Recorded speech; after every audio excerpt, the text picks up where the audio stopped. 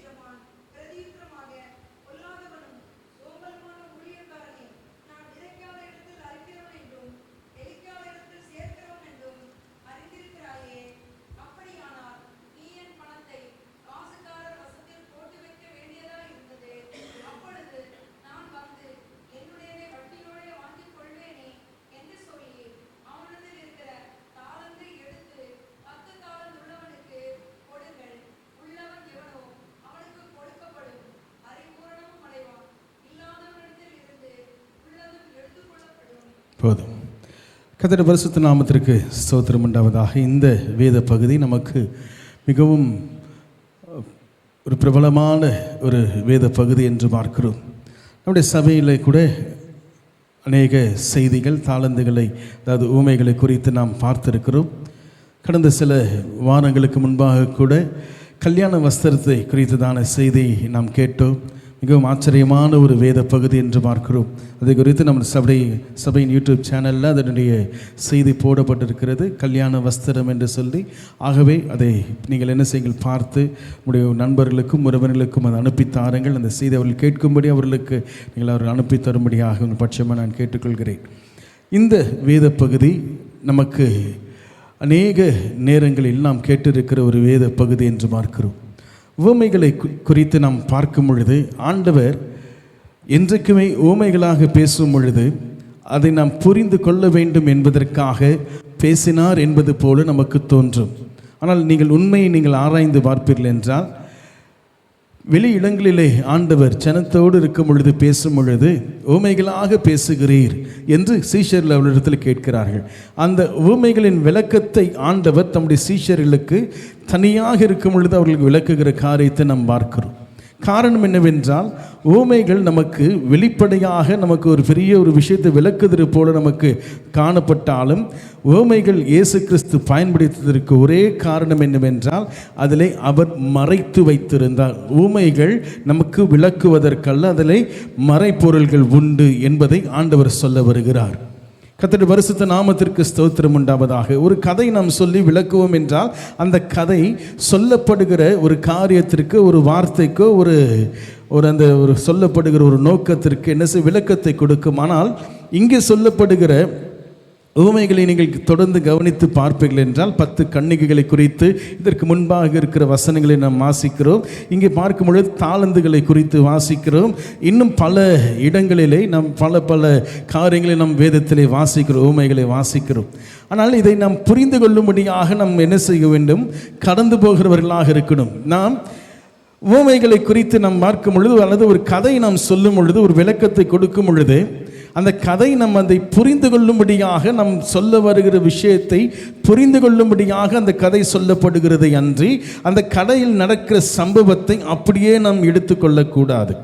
இது ஒரு பேசிக்கான ஒரு அடிப்படையான ஒரு விஷயம் என்று பார்க்கிறோம். அதை போலவே இங்கே ஆண்டவர் என்ன சொல்ல வருகிறார், இங்கே ஆண்டவர் என்ன சொல்ல வருகிறார் என்பதை நாம் கவனிக்கிறவர்களாக இருக்க வேண்டும். உள்ளவன் எவனோ அவனுக்கு கொடுக்கப்படும், இல்லாதவனவனோ அவனை இருக்கிறதை எடுத்து உறிஞ்சு அவனை ஒன்றும் இல்லாதவனாக ஆண்டவர் மாற்றுகிறவர் என்று இங்கே வேதம் சொல்லுகிறது. அப்படி தானே நடக்குது. இருக்கிறவங்கிட்ட இருந்து அங்கே கொஞ்சம் தான் வச்சிருக்கிறான், அவனே பாவம் என்ன கஷ்டப்படுறான், அது இருக்கிறதையும் பிடுங்கி எடுத்து இருக்கிறவனுக்கு கொடுக்கிறாரே, அங்கே அதிகமாக வைத்திருக்கிறவன் கொடுக்கிறது என்று நாம் பார்க்கிறோம். இங்கே இந்த சம்பவத்தை, இந்த உவமையை கவனித்து பார்க்கும் பொழுது ஒரு விஷயம் நமக்கு என்ன செய்யுங்க புலன்பட வேண்டும். அதற்கு முன்பாக ஒரு விஷயத்தை நாம் பார்க்க வேண்டும். என்னவென்றால், ஒரு உவமைகளையும் ஆண்டவர் சொல்ல ஆரம்பிக்கும் பொழுது, ஒவ்வொரு உவமைகளையும் ஆண்டவர் சொல்ல ஆரம்பிக்கும் பொழுது சொல்லுகிறார், அன்றியும் பரலோக ராஜ்யம் புறதேசத்திற்கு பிரயாணமாய் போகிற ஒரு மனுஷன் தன் ஊழியக்காரரை அழைத்து தன் ஆஸ்திகளை அவர்கள் வசமாய் ஒப்பு கொடுத்தது போல் இருக்கிறது. அப்போ இந்த சம்பவம் ஒரு தனிப்பட்ட மனிதர்கள் அவர்களிடத்தை கொடுத்த, ஒருத்தங்கிட்ட கொடுத்து அவனோட திறமையை வச்சு சம்பாதிச்சிட்றான் பயங்கரமாக. அடுத்து 5 ரூபா கொடுத்த 10 ரூபா, 5 லட்சம் கொடுத்த 10 லட்சம் சம்பாதிக்கிறான், 2 லட்சம் கொடுத்த 4 லட்சம் சம்பாதிக்கிறான், 1 லட்சம் கொடுத்து அப்படியே வச்சு திருப்பி கொடுத்துட்டான் என்பது போல இந்த கதை, இந்த உவமை நமக்கு சொல்லப்பட்டாலும், இந்த உவமையின் அடிப்படை என்ன தெரியுங்களா? பரலோக ராஜ்யத்தினுடைய காரியம் என்று பார்க்கிறோம். பரலோக ராஜ்யத்தினுடைய கேரக்டர் ஆண்டவர் இங்கே உவமைகளிலே விளக்குகிறதை பார்க்கிறோம். இதே போல 25ஆம் அதிகாரம் 1ஆம் வசனத்தை வாசிக்கும் பொழுது, அப்பொழுது பரலோக ராஜ்யம் தங்கள் தீவெட்டிகளை பிடித்து கொண்ட மணவாளனுக்கு எதிர்கொண்டு போக புறப்பட்ட 10 கன்னிகைகளுக்கு ஒப்பாயிருக்கிறது என்று பார்க்கிறோம். அப்போ அந்த 10 கன்னிகைகளுடைய விளக்கம் என்ன? பரலோக ராஜ்யத்தினுடைய காரியம் என்று பார்க்கிறோம். ஆண்டவர் அநேக விஷயங்களை விளக்குகிறார், அநேக காரியங்களை நமக்கு சொல்லிக் கொடுத்து போனார். எனக்குரிய அவர் ஊழியம் செஞ்சது பார்த்தீங்கன்னா 3 வருஷம் ஊழியம் பண்ணார். அந்த 3 வருஷத்தில் அநேக விஷயங்களை சொன்னார். அநேக விஷயம் சொல்ல முடியாமலும் அவர் போன சம்பவத்தை நம் வேதத்தில் அவரே நான் நிறையா சொல்லணும்னு வந்தேன், ஆனால் என்னால் முடியாமல் நான் போகிறேன் என்று ஆண்டவர் சொல்லுகிறார். அப்பொழுதுதான் பரிசுத்த ஆவியானவர் நமக்கு இன்ட்ரடியூஸ் பண்ணுறார். என்னன்னு, நான் போன பின்பு வேறொரு தேற்றரவாளன் வந்து உங்களை வழிநடத்துவர், அவர் வந்து உங்களை சகல சத்தியத்திற்குள்ளும் வழிநடத்துவர். அவருடைய பேர் என்னன்னு சொல்றார்? சத்திய ஆவியாகிய தேற்றரவாளன். ஹல்லேலூயா. கர்த்தருடைய பரிசுத்த நாமத்திற்கு ஸ்தோத்திரம் உண்டாவதாக. ஆகவே நாம் என்ன செய்ய வேண்டும் என்றால், பரலோக ராஜ்யம் எப்படிப்பட்டது, அது யாரை ஏற்றுக்கொள்ளும், அது யாருக்குரியது, எப்படிப்பட்டவர்கள் அங்கே பிரவேசிக்க முடியும், கல்யாண வஸ்திரம் என்று அந்த ஊமைகளை குறித்து நாம் பார்க்கும்போது, கல்யாண வஸ்திரம் இல்லாத ஒருத்தன் அந்த கல்யாண விருந்தில் வந்து உட்கார்ந்து இருக்கிறான். அந்த எஜமான் வந்து என்ன செய்கிறான், அவனை பார்த்து எங்கப்பா உன் கல்யாண வஸ்திரம் இல்லையா, நீ வெளியில் போன்னு சொல்லலை, என்ன சொல்ல, பிடிச்சி கொண்டு போய் அழுகையும் பற்கடிப்பும் இருக்கிற இடத்துல கொண்டு போய் போடுற சம்பவத்தை பார்க்கிறோம். அப்போ பரலோக ராஜ்யம் யாரை ஏற்றுக்கொள்ளும் என்கிற விளக்கத்தை அந்த ஊமையிலே நாம் கவனித்தோம். நிச்சயமாக அந்த செய்தியை கேட்டு பாருங்கள், பிரயோஜனம் உள்ளதாக இருக்கும். ஆனால் இன்றைக்கு நாம் பார்க்க போகிற இந்த தாளந்துகள் என்று சொல்லப்படுகிறது, டேலண்ட்ஸ் என்று ஆங்கிலத்தில் போடப்பட்டிருக்கிறது, திறமைகள்.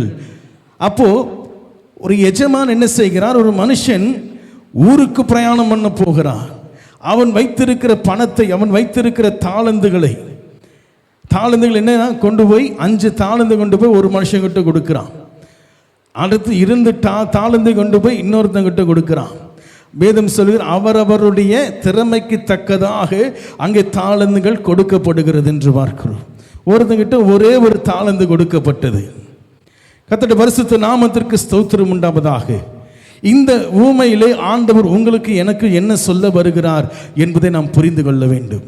இதுவரை நாம் அறிந்து கொண்ட விஷயம், இதுவரைக்கும் நமக்கு தெரிந்த விஷயங்கள் உண்டு.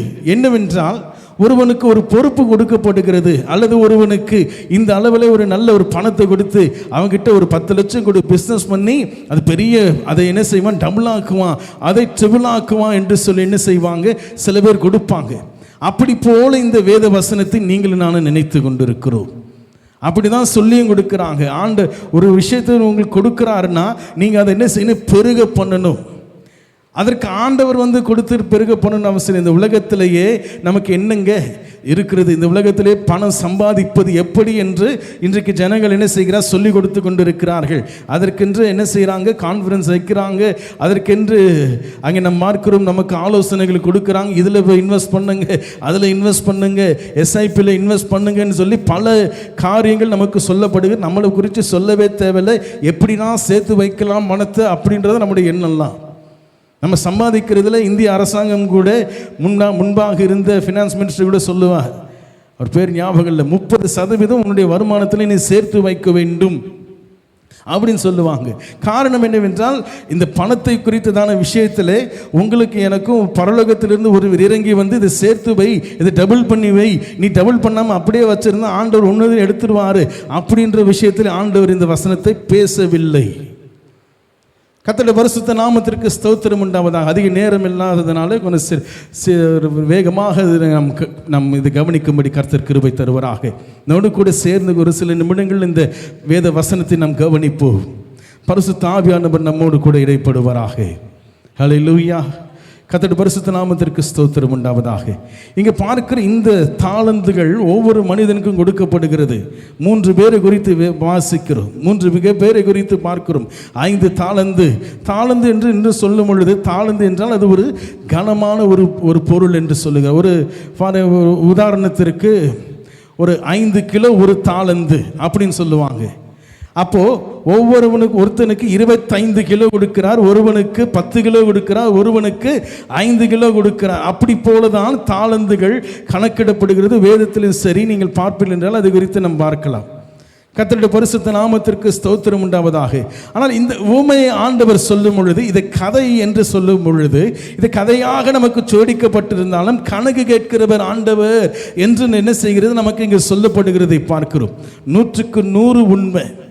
இந்த உலகத்திலே நீங்களும் நானும் பிறந்ததற்கு ஒரே காரணம், கிறிஸ்துவை அறிந்து கொள்வதற்காக மாத்திரம்தான். கிறிஸ்துவை அறிந்து கொள்வதோடு கூட நம்முடைய வாழ்க்கையின் முடிவுறதில்லைங்க.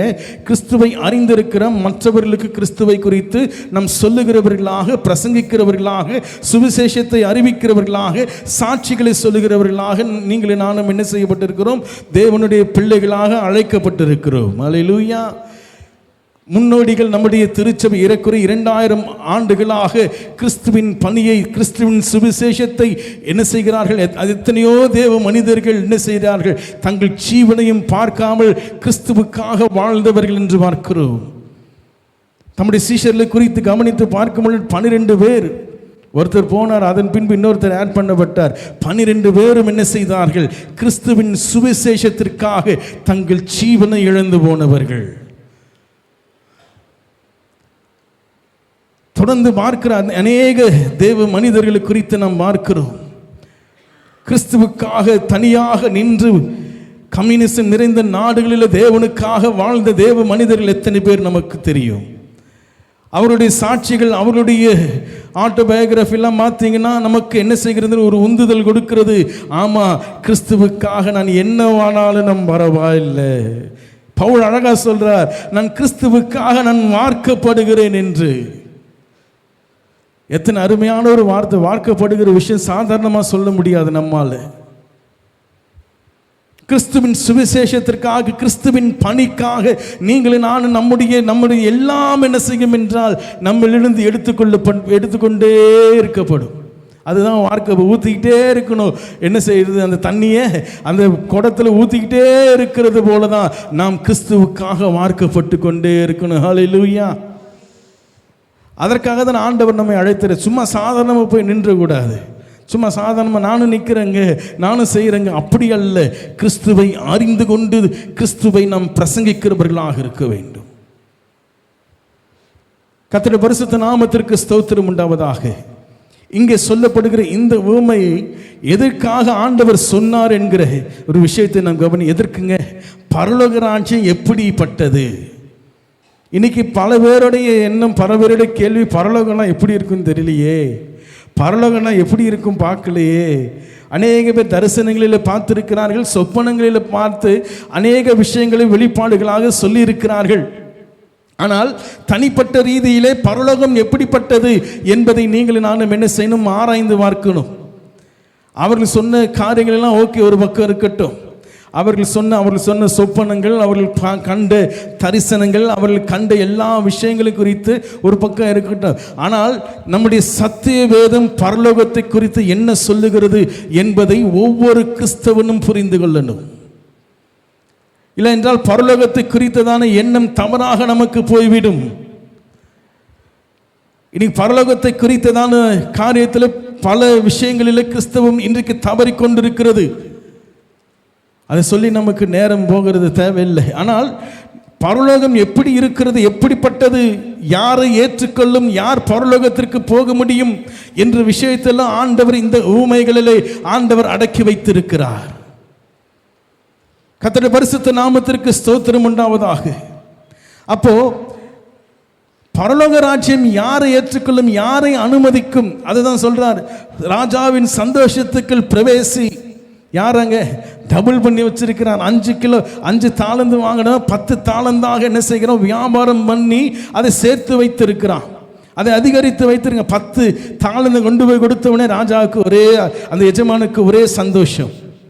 2 தாளந்து வைத்திருந்தவனே அது 4 தாளந்தான் மாற்றி கொண்டு போய் என்ன செய்யணும்? கொடுக்கும் பொழுது ஒரே சந்தோஷம். 2 பேருக்கும் சொல்றார், கொஞ்சத்தில் நீ உண்மையுள்ளவனாக இருந்தாய், ஆகவே உன்னை அநேகத்தில் உன்னை அதிகாரியாக வைக்கிறேன் என்று ராஜா என்ன அந்த எஜமான் என்ன செய்தான்? அவர்களுக்கு வாய்ப்பு கொடுக்கிறத பார்க்கிறோம். அப்போ பரலோகம் என்ன செய்கிறதுங்க? யார் தங்களுக்கு இருக்கிறவைகளை டபுள் பண்றாங்களோ, யார் தங்கள் இருக்கிறவைகளை இரட்டிப்பாக்குகிறார்களோ அவர்களுக்கு வாய்ப்பு உண்டு என்று வேதம் சொல்லுகிறது. எங்கள் அப்பா போகும்போது எனக்கு ஒரு வீடு வச்சுட்டு போனாருங்க, இன்னைக்கு நான் 2 வீடு வச்சிருக்கிறேன், ஆகவே நான் பரலோகம் போயிடுவேன் அப்படி சொல்றாரோ?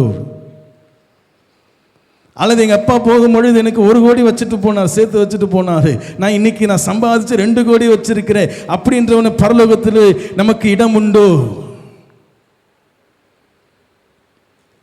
கர்த்தருடைய பரிசுத்த நாமத்திற்கு ஸ்தோத்திரம் உண்டாவதாக. இன்னொரு பக்கத்தில் இதை குறித்ததான விளக்கம், ஒரு பக்கத்தில் பணத்தை குறித்ததான விளக்கத்தை சொல்லுவார்கள், இன்னொரு பக்கத்தில் பார்த்தீங்கன்னா நம்முடைய டேலண்ட், நம்முடைய தாளந்துகள், நமக்கு இருக்கிற தாளந்துகளை நாம் எப்படி பெருக்க முடியும், தாளந்துகளை எப்படி நம்ம டபுள் பண்ண முடியுங்க? ஆண்டவர் நமக்குன்னு உனக்குன்னு பாடுற தாளந்து கொடுத்துருக்கிறார், அதை மண்ணில் போட்டு புதைச்சிட, அதை வேஸ்ட் பண்ணிடாத. உண்மைது, அதில் எந்த தவறும் கிடையாது. கடவுள் நமக்கு கொடுத்துருக்கிற தாளந்துகளை அவருக்காக பயன்படுத்தணும், 100க்கு 100 அதை பயன்படுத்தணும். ஆனால் அந்த தாளந்துகள், அந்த டேலண்ட், அந்த பாடுகிறதோ அல்லது மியூசிக் வாசிக்கிறதோ அல்லது ஏதோ பேசுகிற திறமையோ, ஏதோ ஒரு திறமை கடவுள் நமக்கு பிறப்பிலிருந்து ஆண்டவர் கொடுத்திருக்கிறார் என்றால் அதை தெய்வத்திற்கென்று அதை பயன்படுத்துகிறவர்களாக இருக்கணும். அது தேவனுக்கு பிரயோஜனம் உள்ளதாக இருக்கணும், கிறிஸ்துவுக்கு அது பிரயோஜனம் உள்ளதாக இருக்கணும். ஆனால் இந்த வசனம், இந்த உவமை நம்முடைய தாளந்துகளை, நம்முடைய டேலண்ட் குறித்து பேசலை. நமக்கு பேசுகிற திறமை இருக்கலாம், பேசுகிற திறமை இல்லாமல் இருக்கலாம். நமக்கு பாடுற திறமை இருக்கலாம், பாடுற திறமை இல்லாமல் இருக்கலாம். நமக்கு வாத்தியக்கருவி வாசிக்கிற திறமை இருக்கலாம், வாசிக்க அது திறமை இல்லாமல் இருக்கலாம். அப்போ வாசிக்க தெரிஞ்சவங்க மாத்திரம்தான் முரலோகம் போக முடியுமோ? அப்படிதான் நம்ம நினைக்கிறது. தாளந்து கொடுத்துருக்கிறார், எனக்குலாம் ஒன்றுமே இல்லை பிரதர், எனக்குலாம் எதுவுமே தெரியாதுன்னு சொல்கிறவங்க எத்தனை பேர் இருப்போம். நான் ஒன்றுக்குமே லாய்க்கில்லை, நான் ஆண்டவருக்கு எதுவுமே செய்யலை. அப்போது தாளந்துகளின் அடிப்படையில் அவனுக்கு கொடுக்கப்பட்ட தாளந்தை அவன் எப்படி பெருக்கி வைத்திருக்கிறான். கிட்டார்லேயே அவன் பார்த்தீங்கன்னா பெரிய கிரேடு முடிச்சிருக்கிறான். இங்கே மியூசிக் அகாடமிலேயே பெரிய ஒரு கிரேடு முடித்து அதில் அவன் சர்டிஃபிகேட் வாங்கியிருக்கிறான். அதை இங்கே ஆண்டவர் சொல்லுகிறாரோ? பேச்சு போட்டியில் பார்த்தீங்கன்னா பிள்ளைகள் சிறு வயதில் சில பேர்லாம் பேச்சு போட்டியில் பயங்கரமாக பேசுவாங்க. ஒவ்வொரு பேச்சு போட்டியிலும் பேசி பேசி அந்த பிள்ளைகள் என்ன செய்வார்கள், பரிசுகளை வாங்கி அங்கே என்ன செய்வார்கள், அவர்கள் அந்த பேச்சில் திறமைகளை வளர்த்து அநேக காரியங்களை அவர்கள் என்ன செய்வார்கள், சொல்லிக்கொண்டு மற்றவர்களுக்கும் சொல்லிக் கொடுக்க. சிறு பிள்ளைகள் தான். சமீபத்தில் கூட ஒரு பையனுடைய ஒரு சிறுவனுடைய அந்த பேச்சை கேட்டேன். கண்ணு தெரியாத அந்த பையனுக்கு, ஆனால் அந்த பையன் பேசுகிற விஷயம் யாருமே பேச முடியாது. கடவுளை குறித்ததான புரிதல் அத்தனையாக அவனுக்கு இருக்கிறது. தேவனை குறித்ததான புரிதல் அத்தனையாக அந்த சிறுவனுக்கு இருக்கிறது. ஆனால் என்ன செய்கிறோம், பேச்சு திறமைகளை குறித்து இங்கே சொல்லப்படுகிறதா, அல்லது பாடுகிற திறமையை குறித்து இங்கே பேசுகிறாரா, அல்லது வாத்திய கருவி வாசிக்கிற திறமைகளை குறித்து பேசுகிறாரா என்று கவனித்து பார்ப்போம் என்றால் இல்லை. ஆண்டவர் உங்களுக்கு ஒரு வாய்ப்பை கொடுக்கிறார், ஒரு தாளந்து, ஒரு இடத்தை கொடுத்துருக்கிறாரு, ஒரு விஷயத்தை கொடுத்துருக்கிறாருன்னா அதை கடவுளுக்கு பயன்படுத்துங்க. நிச்சயமாக பயன்படுத்தணும். பயன்படுத்தக்கூடாது நான் சொல்ல வரலைங்க. தெளிவாக இதை புரிந்து கொள்ளுங்க. நாம் அதை தேவனுக்காக மாத்திரம்தான், நமக்கு இருக்கிற எல்லாமும் கிறிஸ்துவுக்காக, நமக்கு இருக்கிற எல்லாம் சகலமும் கிறிஸ்துவின் சுவிசேஷத்திற்காக நாம் கொடுக்கணும், செலவு பண்ணணும், அதற்காக நம்மையே கொடுக்கணும். ஆனால் இந்த ஊமை நம்முடைய தாளந்துகளை குறித்தது அல்ல. அப்பா அருமையா பாடுறாரா, போன வருஷம் 5 பாட்டு ரிலீஸ் பண்ணாரு, இந்த வருஷம் 10 பாட்டு ரிலீஸ் பண்ணியிருக்கிறாரு. போன மாசம் 2 பாட்டு ரிலீஸ் பண்ணாரு, இந்த மாசம் 4 பாட்டு ரிலீஸ் பண்ணியிருக்கிறார். இல்லை,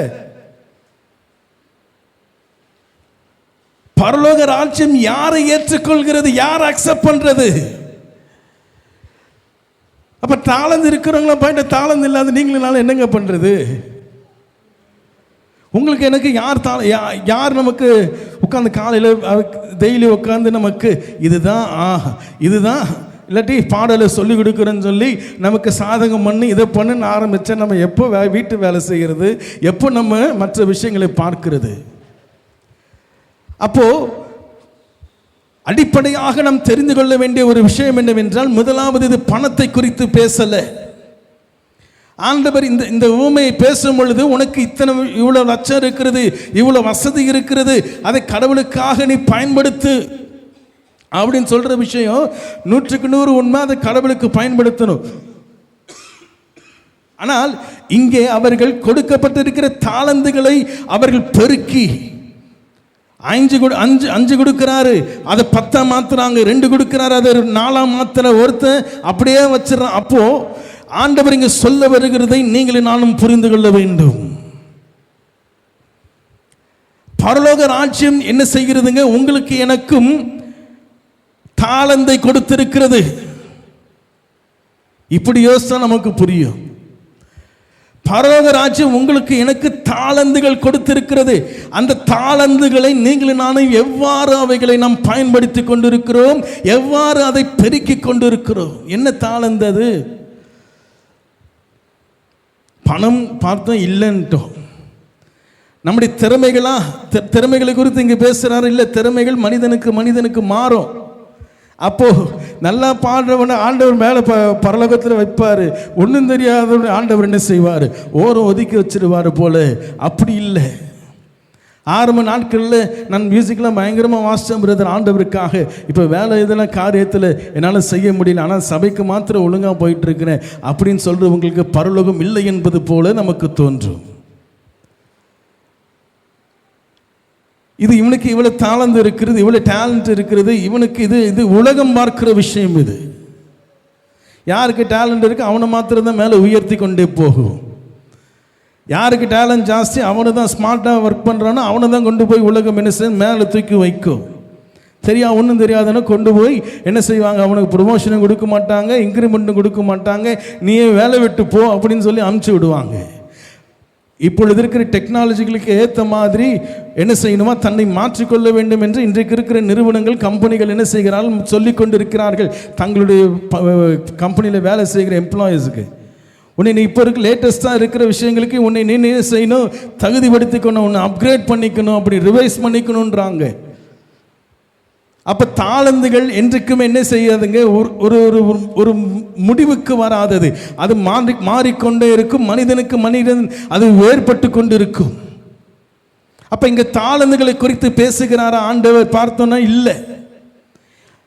இங்கே ஒரு விஷயத்தை நாம் என்ன செய்யணும், புரிந்து கொள்ளணும். ஒன்று, ஆண்டவர் பேசுகிறது என்னவென்றால் இங்கே லாபத்தை பேசுகிறார். லாபம். சில கடைகள்லாம் பார்த்தா லாபம்னு போட்டிருப்பாங்க, இந்த ஸ்வஸ்திக் சிம்பிள் போட்டு லாபம்னு சொல்லி அந்த மஞ்சள்லையோ இல்லை குங்குமத்திலையோ ஏதோ ஒரு கலரில் அவங்க போட்டிருப்பாங்க. அப்படி இருந்தால் லாபம் வந்துடும். இங்கே ஒரு பணத்தை வைத்து வர்த்தகம் பண்ணி அதை வச்சு பிஸ்னஸ் பண்ணி என்ன செய்கிறான், சம்பாதிக்க இரட்டிப்பாக்குகிற விஷயத்தை கடவுள் இங்கே பேசினாலும் நேரடியாக தான் சொன்னேன். சில உவமைகளை இந்த உவமைகளை பார்க்கும்போது நேரடியான அர்த்தத்தை நாம் கொள்வோம் என்றால் தவறான ஒரு விஷயத்துக்கு நாம் போய்விடுவோம். தாளந்துன்னு சொன்ன உடனே நம் டேலண்ட் டைரக்டாக எடுக்கிற தாளந்து என்பது அது இடையை குறிக்கிறது, அது வெயிட். அது டேலண்ட் என்றால் டைரக்ட் டேலண்ட் அல்ல, திறமைகளை குறித்து இங்கே சொல்லப்படலை. ஆனால் அப்படியே நாம் எடுத்துக்கொண்டாலும் தாளந்துகளை நம்மால் என்ன செய்ய முடியாது, இரட்டிப்பாக மாற்றும். ஏனென்றால் எல்லோருக்கும் தாளந்துகள், எல்லோருக்கும் திறமைகள் எல்லா விதத்திலும் அமைக்கப்படுகிறதில்ல.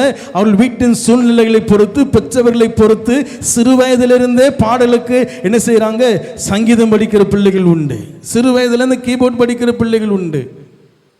ஆனால் சில பேருக்கு அந்த மாதிரி வாய்ப்புகள் நமக்கு கிடைக்காது. அப்போ கிடைக்கிறவங்க அதை சரியாக பயன்படுத்தினா பரலோகம் போயிடலாம் அப்படின்றது போல இந்த வசனம் சொல்லப்படுகிறதாக நீங்களினாலும் எடுத்துக்கொள்ளவும் முடியாது.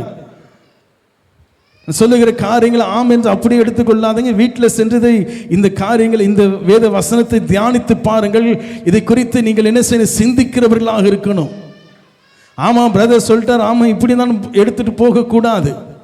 நாம் மாத்திரம் இல்லை, எந்த ஊழியக்காரங்கள் பேசுகிற விஷயங்களையும் அப்படியே எடுத்துக்கொண்டு ஓடுகிறவர்களாக இருக்கக்கூடாது. ஒவ்வொருவருக்கும் ஆண்டவர் பரிசுத்த ஆவியானவர் உதவி செய்கிறார் தமது சத்தியங்களை அந்த பிள்ளைகளுக்கு விளக்குவதற்காக. ஆனால் நீங்களும் நானும் அதை சரியான விதத்தில் பயன்படுத்துகிறோமா என்பதுதான் கேள்வியே. கர்த்தருடைய பரிசுத்த நாமத்திற்கு ஸ்தோத்திரம் உண்டாவதாக. அப்போ இங்கே நடக்கிற இந்த சம்பவத்தை கவனித்து பார்க்கும் பொழுது வர்த்தகம் செய்து லாபத்தை ஈட்டுகிற காரியத்தை குறித்து இங்கே பேசுக. ஒருத்தன் வர்த்தகமே செய்யாம புதைச்சு வச்சுட்டான், அவனை தான் ஆண்டவர் இங்கே கடிந்து கொள்ளுகிற விஷயத்தை நாம் பார்க்கிறோம். அப்போ நமக்கு ஒரு விஷயம் பரலோகத்திலிருந்து நமக்கு கொடுக்கப்பட்டிருக்கிறது. ஒரு பொருளோ, ஒரு தாளந்தோ, ஒரு திறமையோ, ஒரு விஷயம் நமக்கு என்னங்க பரலோகத்திலிருந்து கொடுக்கப்பட்டிருக்கிறது. அந்த காரியத்தை, அந்த விஷயத்தை நீங்களும் நானும் வர்த்தகம் பண்ணணும். ஆண்டவர் சொல்றார், நீ பிசினஸ் பண்ணணும். ஆண்டவர் நம்மளை பிசினஸ் பண்ண சொல்றாரு. பணத்தை வைத்து அல்லங்க, தாளந்துகளை வைத்து பிசினஸ் இல்லை. பணம் தூக்கி போடு, ஆண்டவருக்கு அது தேவையே கிடையாது. இந்த பூமியில் நமக்கு வாழ்றது கொஞ்சம் பணம் தேவை, அதற்காக சம்பாதிக்கலாம். ஆனால் இங்கே பணத்தை குறித்தோ திறமைகளை குறித்தோ தெய்வம் இங்கே பேசலை. ஆனால் பிஸ்னஸ் பண்ணு. இந்த ஊமையினுடைய நோக்கத்தை, சாராம்சத்தை நாம் புரிந்து கொள்வோம் என்றால் நிச்சயமாக பரலோகம் எப்படிப்பட்டது என்பதை புரிந்து கொள்ள முடியும். யாரை அக்செப்ட் பண்ணும்? அங்க வர்த்தகம் பண்ணி 5 இருந்து 10 மாத்தின தாளந்தை 10 மாத்தினவனுக்கு பரலோக ராஜ்யத்திற்குள்ள பிரவேசின்னு சொல்றார். அதான சொல்றார், வாசிங்களே.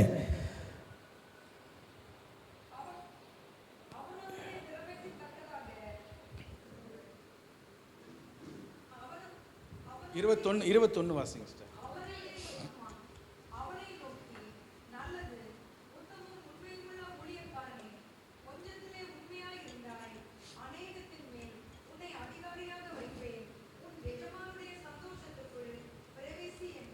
போதும். உன் எஜமானுடைய சந்தோஷத்துக்குள் பிரவேசி. இதே தான் 2 தாளந்து வாங்கின 4 மாற்றவனுக்கும் 5 தாளந்து வாங்கினவன் 10 மாத்தினவனுக்கும் ஆண்டவர் சொல்றார், எஜமானுடைய சந்தோஷத்திற்குள் பிரவேசி. அப்படின்னா பரலோக ராஜ்யம் சொல்லுகிறது, நீ பரலோக ராஜ்யத்திற்குள் பிரவேசி என்று. அப்போ 1 தாளந்து வாங்கினவனை குறித்து சொல்லப்படுகிறது, அதை புதைத்து வைத்து இது உம்முடையது, நீர் வாங்கிக் கொள்ளும். என்னோடது நீ தரத்துக்கு நீ யாரா அப்படின்னு தான் ஆண்டவர் கேட்கிறார். அவனை நான் உனக்கு கொடுத்த திருப்பி அதே எனக்கு கொடுக்கிறதற்கு நீ யார் என்று ஆண்டவர் கேள்வி கேட்கிறார். நான் விதைக்காததை அறுக்கிறவரும் சேர்த்து வைக்காத இடத்திலிருந்து காரியங்களை செய்கிறவரும் என்று சொல்லுகிறாயே. ஒரு வண்டிக்கு விட்டிருந்தேன் ஒரு பேங்க்ல போட்டிருந்தேன்னா கூட, ஒரு ஃபினான்ஸ் இன்ஸ்டியூட்டில் போயிட்டு நீ போட்டிருந்தனா கூட ஒரு வட்டியாவது வந்திருக்கும், ஒரு 10% கொடுத்துருப்பாங்களே. அதாவது சரி 1.1% எனக்கு இது திருப்பி கொடுத்துருக்கலாமா, அது கூட பண்ணலையடா நீ அப்படின்னு ஆண்டவர் கேட்டு என்ன செய்கிறார், அவனை பரலோகத்தில் பிரவேசிக்க முடியாதபடிக்கு அவனுக்கு என்னங்க கொடுக்கப்பட்டது? அந்த வாசிங்களேன்.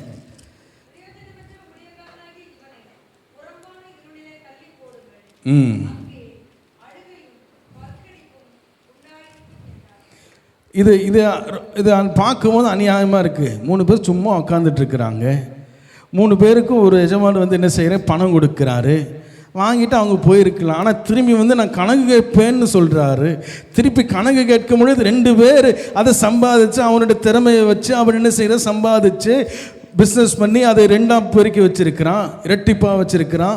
ஆனால் ஒருத்தன் நான் அப்படியே வச்சிருக்கிறேங்க, உம்முடையதை நீ என்ன செய்யற, நான் எதுவும் செஞ்சிடக்கூடாதுன்னு பத்திரமா வச்சிருக்கிற பயபக்தியுள்ள ஒரு ஊழியக்காரன் அவன். அவன் செஞ்சதில் எந்த தப்புன்னு நம்மளால சொல்ல முடியாது. அவன் அந்த பணத்தை அவன் அழிச்சான்னு கூட சொல்லலை. ஒன்றுமே இல்லாமல் உட்காந்துட்டு இருக்கே அப்படின்னு கேட்டிருந்தா கூட அவனை திட்டுறதுக்கு ஒரு நியாயம் இருக்கு. ஆனால் கொடுத்த பணத்தை அப்படியே வச்சு செலவு பண்ணாமல் அப்படியே பத்திரமா வச்சிருக்கலாம். சரி, உன்னால நஷ்டமும் இல்லை லாபம் இல்லைடா அப்படின்ற அளவுக்கு போயிருக்கலாம். ஆனால் ஆண்டவர் இங்கே சொல்ல வருகிற காரியத்தை புரிந்து கொள்ள வேண்டும். கடவுள் கொடுத்ததை வச்சு, திரும்ப சொல்றேன், கடவுள் கொடுத்ததை வச்சு இன்னொன்றை நீங்களும் நானும் பெற்றுக்கொள்ள வேண்டும். அது என்னவாக இருக்கும்? பணம் இல்லைன்னு சொல்லிட்டோம். திரும்ப சொல்கிறேன், பணம் இல்லைன்னு சொல்லியாச்சு. நம்ம திறமைகள் கிடையாது. திறமைகள் வெவ்வேறு அளவுக்கு மாறும், மனிதர்களுக்கு மாறும். பணம் கூட இன்னைக்கு இருக்கும், நாளைக்கு போகும். ஆனால் எல்லாம் கடவுளுக்குரியது, கடவுள் நமக்கு தந்தது. இந்த பூமியிலே நாம் இன்றைக்கு ஜீவனுள்ளவர்களாக நின்று கொண்டிருக்கிறோம் என்றால் அது தேவனால் கொடுக்கப்பட்டவைகளால் தான். ஹல்லேலூயா. நம்மை சுற்றி இருக்கிற எல்லாம் தேவனால் நமக்கு கொடுக்கப்பட்டவைகள் என்று பார்க்கிறோம். அவைகளை நாம் சரிவர பயன்படுத்துவோம் என்றால் இந்த வாழ்க்கைக்கு அது போதுமானது என்று பார்க்கிறோம்.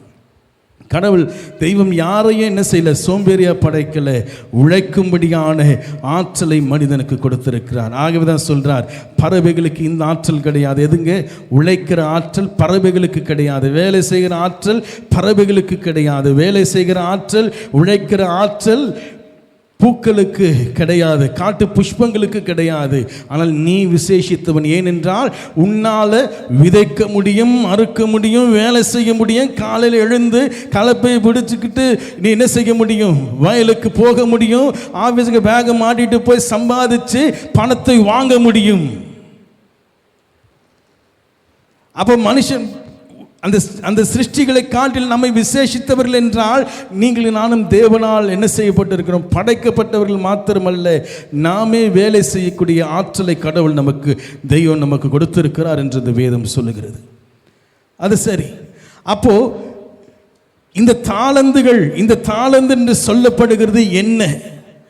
ஆண்டவர் என்றைக்குமே இந்த வேத வசனத்தை நீங்கள் கவனித்து பார்ப்பீர்கள் என்றால், நஷ்டம் ஏற்படக்கூடாது, லாபம் மாத்திரம்தான் ஏற்பட வேண்டும். நான் கொடுத்ததோடு நீ நிற்பாய் என்றால், உனக்கு உள்ளதும் எடுத்துக்கொள்ளப்படும் என்று ஆண்டவர் இங்கே உங்களை என்னையும் பார்த்து எச்சரிக்கிறார். எல்லாருக்கும் இது கிறிஸ்தவனுக்கு மாத்திரம் இந்த செய்தி கிடையாது. உலகத்தில் பிறந்திருக்கிற எல்லா மனிதனுக்கும் இந்த செய்தி என்ன? உனக்கு தெய்வம், உனக்கு பரலோக ராஜ்யம் கொடுத்திருக்கிறவர்கள் மாத்திரம் நீ நின்று கொண்டிருப்பாய் என்றால், உனக்கு உள்ளதும் எடுத்துக்கொள்ளப்பட்டு அழுகையும் பற்கடிக்கும் நிறைந்த இடத்தில் நீ என்ன செய்யப்படுவாய்? தள்ளப்படுவாய். நீ வர்த்தகம் பண்ணி அதை என்ன செய்யணும்? பெரிதாகணும். அதே போல் இந்த வசனத்தை வாசிக்கும் பொழுது ஆச்சரியமான விஷயம் என்ன? 5 தாளந்து கொடுத்தவன் 9 மாத்தினா, அல்ல 11 மாத்தினா, அல்லது 12 மாத்தினான்னு சொல்லல.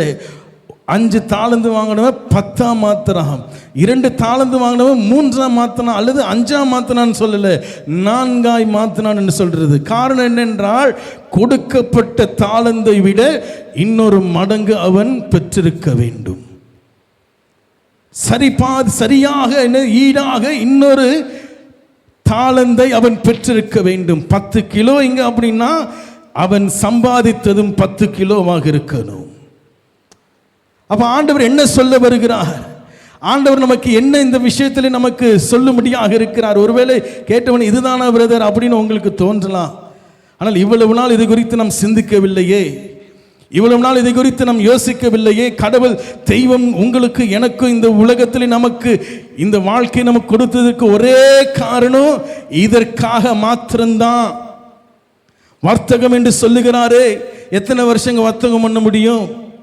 நம்ம கொடுத்திருக்கிற அந்த தாளந்துகளை வைத்து, தேவனால் கொடுக்கப்பட்டிருக்கிற அந்த தாளந்தை வைத்து எத்தனை வருஷம் வர்த்தகம் பண்ண முடியும் தெரியுங்களா? 80 வருடம் ஒரு மனிதனால வர்த்தகம் பண்ண முடியும். ஒவ்வொருவருடைய காலகட்டத்திற்கு ஏற்ப ஒருத்தர் 40 வருஷத்தில் பண்ணலாம், ஒருத்தர் 60 வருஷத்தில் பண்ணி முடிக்கலாம், ஒருத்தர் 80 வருஷத்தில் முடிக்கலாம், ஒருத்தர் 20 வருஷத்தில் கூட முடிக்கலாம். அது யாருக்குரியது என்று எப்படி என்று நமக்கு தெரியாது. ஆனால் உனக்கு கொடுக்கப்பட்ட தாளந்தை நீ இரட்டிப்பாக மாற்றியே ஆக வேண்டும். என்ன செய்வது, என்ன பண்ணுவது, ஆண்டவர் எதை சொல்ல வருகிறார் என்பதை நாம் கவனிப்போம் என்றால் நிச்சயமாகவே மிகவும் ஆச்சரியம் உள்ளதாக இருக்கு. ஒரு சில நேரங்கள் நான் எடுத்துக்கொள்கிறேன். இந்த செய்தியை நாம் முடித்து தேவனை மகிமைப்படுத்தி நாம் கடந்து செல்வோம். மாதத்தின் கடைசி ஓய்வு நாளாக இருந்தாலும் உங்களுக்கு எனக்கும் லாபத்தை தரக்கூடிய ஓய்வு நாளாக தேவன் நமக்கு மாற்றுவாராக. ஹல்லேலூயா. லாபம் சொன்னோன்னு அடுத்து 1 லட்சம் 2 லட்சம் 3 லட்சம் பணத்தை மனசுலேருந்து அந்த மைண்ட்லேருந்து எடுத்துருங்க. பணம் என்பது நம்ம முக்கியம். ஆனால் தேவனுடைய சமூகத்துக்குன்னு வரும் பொழுது நம்ம பரமோ, நம்முடைய திறமையோ, நம்முடைய ஆற்றலோ, நம்முடைய பேச்சாற்றலோ, நம்முடைய பாடுகிற திறமைகளோ ஒன்றும் உதவாது என்பதை நீங்களும் நானும் ஆணித்தரமாக ஒரு சில பேராக நாம் கூடியிருந்தாலும் நம்ம கூடுகிற நீங்களும் நானும் அதை உணர்ந்து கொண்டால் மாத்திரம் போதும். ஆண்டவர் இங்கே என்ன செய்கிற? நீ லாபம் ஈட்ட வேண்டும், நீ நஷ்டப்படக்கூடாது, நீ லாபத்தை ஈட்ட வேண்டும். அல்லது அப்படியே இருப்பேன் என்றாலும் அதுவும் உனக்கு உதவாது என்று ஆண்டவர் சொல்லுகிற ஒரு பேலன்ஸ். ஐயா ஆண்டவர் கொடுத்த அது போதுங்க, ஐயா எனக்கு இது போதுங்க, இது போதுங்க இல்லை. ஆண்டவர் சொல்றார், நீ நிச்சயமாக லாபம் ஈட்டியே ஆக வேண்டும். எந்த விஷயத்தை ஆண்டவர் நமக்கு லாபம் சொல்றார் சொல்லுங்க? எந்த விஷயத்தை நமக்கு நஷ்டம் ஆண்டவர் வேதத்தில் சொல்றார்? வேதத்தை எடுத்து வாசிங்க. மத்தேயு 16ஆம் அதிகாரம் 26ஆம் வசனத்தை வாசிங்களே. மத்தேயு 16ஆம் அதிகாரம் 26ஆம் வசனம்.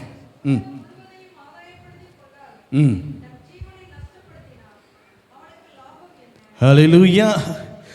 மனிதன் உலகம் முழுவதையும் ஆதாயப்படுத்திக் கொண்டாலும் தன் ஜீவனை நஷ்டப்படுத்திக் கொண்டால் அவனுக்கு என்ன லாபம் என்று கேட்கிறார். ஹல்லேலூயா. அப்போ பரலோகம் நமக்கு கொடுத்திருக்கிற தாளந்து என்ன தெரியுங்களா?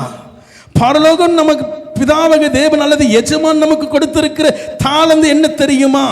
ஜீவன். இந்த ஜீவன் இரட்டிப்பாக்கப்பட வேண்டும்.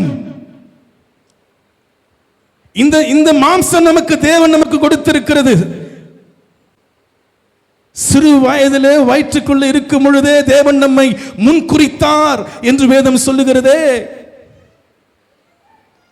நம்முடைய கருவிலே, தாயின் கருவிலே நாம் உருவாக்கப்படும் பொழுது சகோதரர் அருமையான சாட்சியில சொன்னாங்க, தேவன் தான் முதலாவது நம்ம பார்க்கிறார். நம்மளுடைய கண்கள் நம்மை பார்த்து கொண்டு இருக்கிறது. நம்முடைய எலும்புகள் உருவாகுகிறதை ஆண்டவர் பார்த்து கொண்டிருக்கிறார். அது நமக்கு தேவன் கொடுத்திருக்கிற ஒரு தாளந்து. இந்த ஜீவனை காத்து கொள்ளும்படியாக நாம் என்ன செய்யணும்? பிரயாசப்படணும். இந்த ஜீவன் என்றால் இந்த ஜீவன் அல்ல.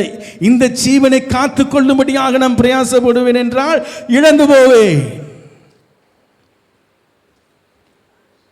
அந்த மத்தேயு 16ஆம் அதிகாரம், அந்த 26ஆம் அதிகாரம் கடைசி வசனங்களை வாசித்து பார்த்தீங்கன்னா சொல்லுவார், இந்த ஜீவன் நமக்கு கொடுக்கப்பட்டிருக்கிறது. இந்த ஜீவன் நமக்கு முக்கியம் அல்ல, ஆனால் இந்த ஜீவனை வைத்து வர்த்தகம் பண்ணி இன்னொரு ஜீவன் நமக்கு கொடுக்கப்பட வேண்டும். ஹல்லேலூயா! இரட்டிப்பாக்கப்பட வேண்டும்.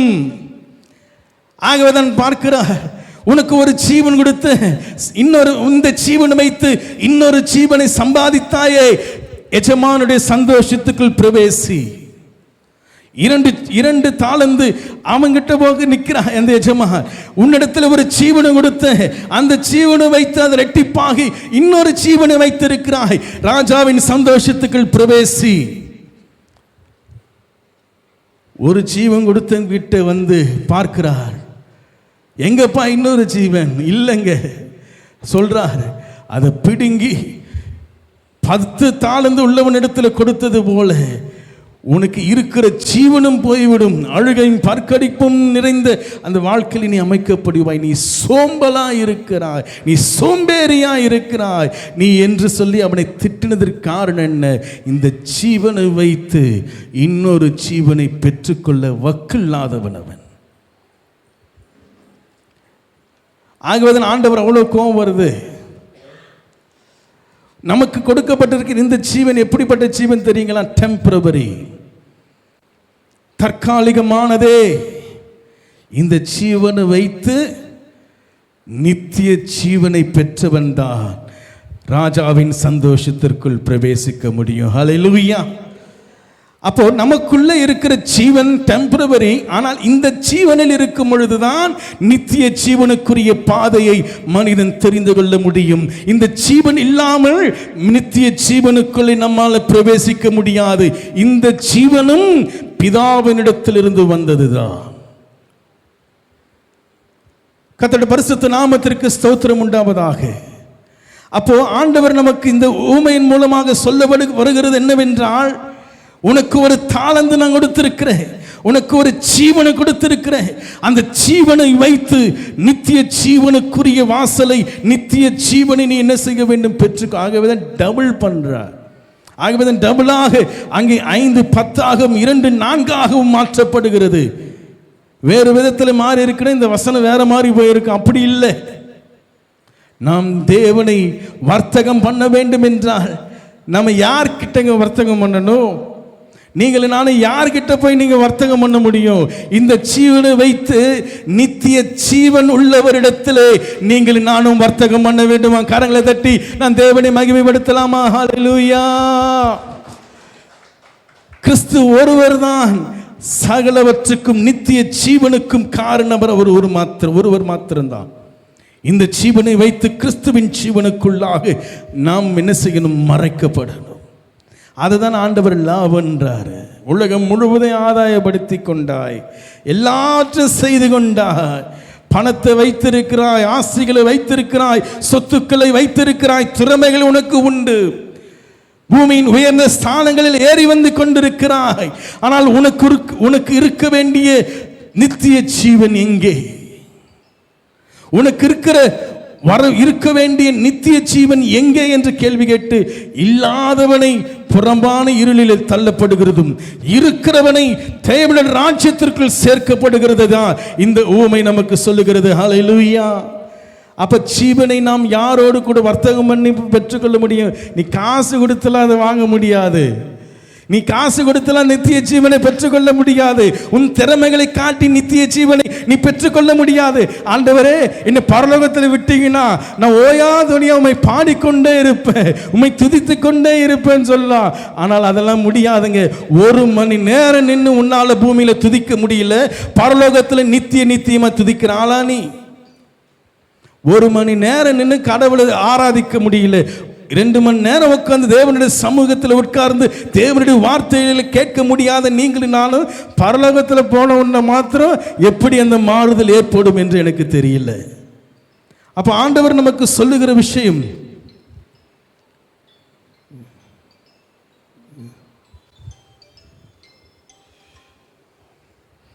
பரலோகத்துக்குரிய காரியத்திலே ஆண்டவர் சொல்லுகிறார், 2 ஜீவனை உடையவன் மாத்திரம்தான் பரலோகத்திற்கு போக முடியும். ஹல்லேலூயா. ஒன்று இந்த ஜீவன் தற்காலிகமானது, இன்னொன்று கிறிஸ்துவின் ஜீவன். கிறிஸ்துவின் நம்முடைய ஜீவனிலே கிறிஸ்துவின் ஜீவன் கலக்கப்படணும். நம்முடைய ஜீவனுக்குள்ள கிறிஸ்துவனுடைய ஜீவன் கலக்கப்படணும். அதற்கு என்ன பணம் தெரியுங்களா? என்ன பணத்தை கொடுத்து அந்த வர்த்தகம் பண்ண முடியும்னா, அந்த பணம் ஒன்று இல்லை, வேற எதுவும் இல்லைங்க, தேவனுடைய வார்த்தை. தேவனுடைய வார்த்தையின் வழியாக தான் நீங்களும் நானும் கிறிஸ்துவின் ஜீவனை பெற்றுக்கொள்ள முடியும். 5 தாலந்து 10 தாலந்தாக மாறும், 2 தாலந்து 4 தாலந்தாக மாறும், 1 தாலந்து 2 தாலந்தாக மாற்ற பண்ணுகிற ஒரே வழி தேவனுடைய வார்த்தை மாத்திரமே. கிறிஸ்துவின் ஜீவனுடையவர்களாக நீங்களும் நானும் இருக்க வேண்டும். ஆகவேதான் ஆண்டவர் சொல்லுவார், நானே வழியும் சத்தியமும் ஜீவனுமாயிருக்கிறேன், என்னை அல்லாமல் ஒருவனும் இந்த ராஜ்யத்திற்குள்ளே, பிதா வாசம் பண்ணுகிற பரலோகத்திற்குள்ளே பிரவேசிக்க முடியாது. அப்போ நீங்களும் நானும் பரலோகம் போகணும்னா இந்த ஜீவன் போதாது, இன்னொரு ஜீவன் நமக்கு வேண்டும். ஹல்லேலூயா. அந்த ஜீவனை தருகிற கனியாக, அந்த ஜீவனை தருகிற மரமாக கிறிஸ்து சிலுவையிலே உங்களுக்காக எனக்காக அடிக்கப்பட்டார். அந்த ஜீவனை பெற்றுக்கொள்ளும்படியாக நாம் பிரயாசப்படும் 80 வருஷம் அந்த ஜீவனை பெறுறதுல தான் நம்முடைய போராட்டம் இருக்கணும். ஆனால் பணத்திற்காகவும் திறமைக்காகவும் ஓடிக்கொண்டிருக்கிற நீங்களும் நானும் நித்திய ஜீவனுக்காக நீங்களும் நானும் பிரயாசப்படணும்.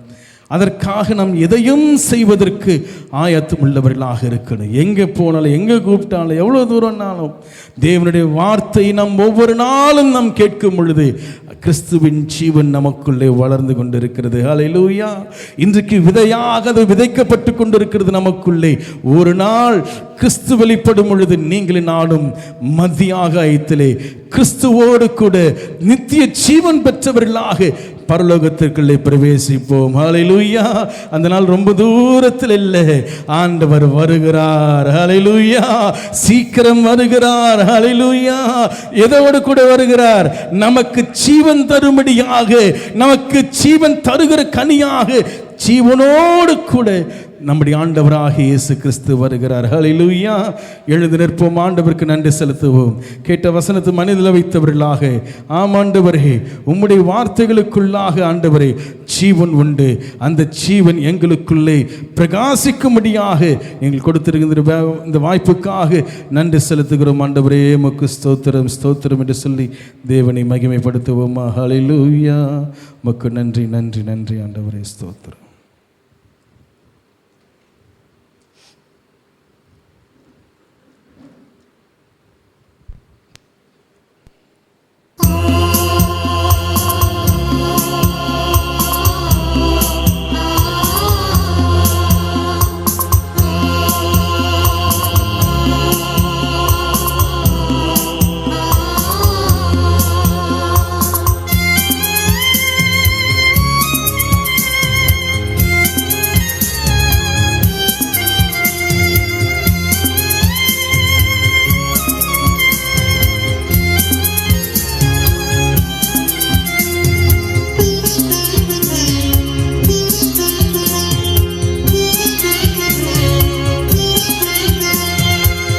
இயேசு கிறிஸ்து என் ஜீவன், சாவது ஆதாயமே.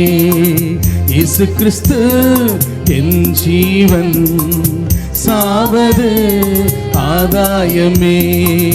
வாழ்வது நான் அல்ல, இயேசு என்னில் வாழ்கின்றார்.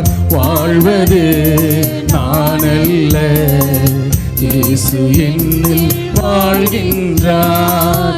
இயேசு கிறிஸ்து என் ஜீவன், சாவது ஆதாயமே. இயேசு கிறிஸ்து என் ஜீவன், என் ஜீவன்.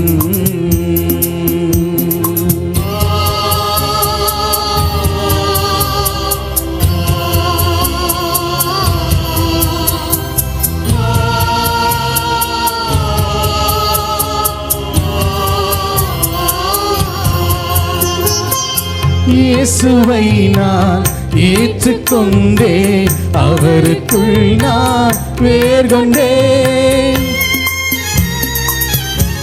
சொல்லுவோமா? இயேசுவை நான் ஏற்றுக்கொண்டே, அவருக்குள் நான் வேர் கொண்டேன்.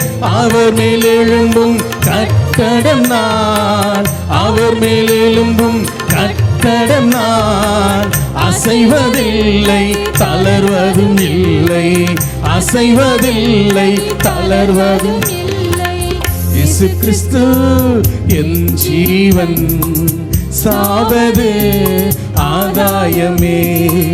இயேசு கிறிஸ்து என் ஜீவன், என் ஜீவன். என்ன வந்தாலும் கலங்கிடாமல் நான் இருக்கும் நேரம் ஸ்தோத்தரிப்பேன். அறிவை கடந்த தெய்வீக அமைதி என் வாழ்வின் கேடயம் என்று பாடுவோம்.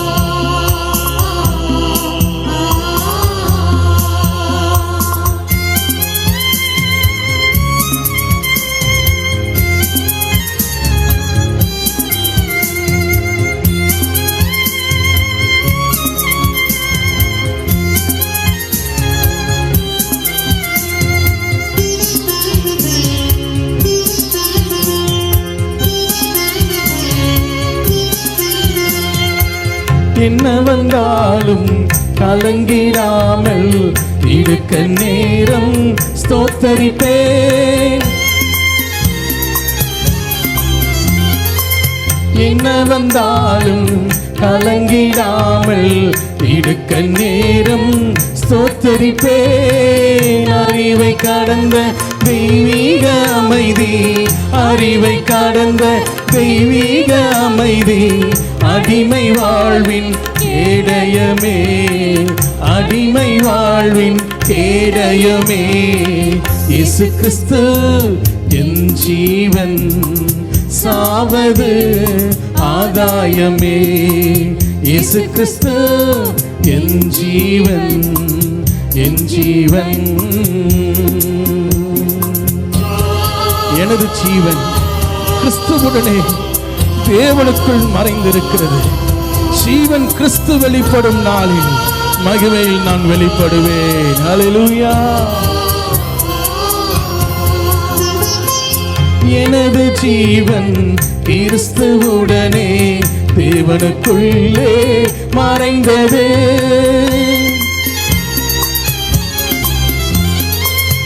எனது ஜீவன் கிறிஸ்துவுடனே தேவனுக்குள்ளே மறைந்தது. ஜீவன் கிறிஸ்து வெளிப்படும் நாளில், ஜீவன் கிறிஸ்து வெளிப்படும் நாளில் மகிமையில் நான் வெளிப்படுவேனே, மகிமையில் நான் வெளிப்படுவேனே. இயேசு கிறிஸ்து என் ஜீவன், சாவது ஆதாயமே. இயேசு கிறிஸ்து என் ஜீவன், சாவது ஆதாயமே. வாழ்வது நான் அல்ல, இயேசு என்னில் வாழ்கின்றார். வாழ்வது நான் அல்ல, இயேசு என்னில் வாழ்கின்றார். இயேசு கிறிஸ்து என் ஜீவன், சாவது ஆதாயமே. இயேசு கிறிஸ்து என் ஜீவன், என் ஜீவன்.